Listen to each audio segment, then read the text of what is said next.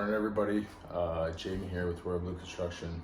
What I'm going to show you right now is how I clean my grout lines, my technique, and what works best for me. So if you're interested, follow along and be able to leave comments down below. What's your way of doing it?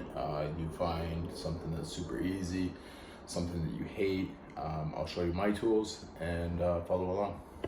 So this is my setup. When I clean my grout lines, I got a battered powdered vac just to keep it nice and clean. I have a knife like this that's got a blade like that I can swap out quick. I don't use one of the snap ones because I find as I'm torquing on it, they want to snap. Get a 50 pack of these, they work great. There's about 5 in the handle here and I can swap them out nice and easy. Something as simple as this. See that dull blade?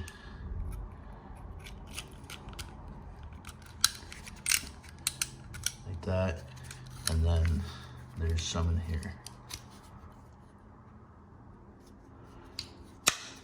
So that's that knife, and then I use this tough belt one.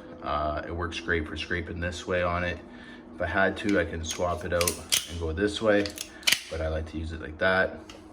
And then I have a set of pliers. If there's any clips that are popping up, that are sticking up still, that didn't snap nice, I can just grab it and snap it off. So I run it like that on an angle. I get one way, I run it like that on the next, get it the other way, and then straight down.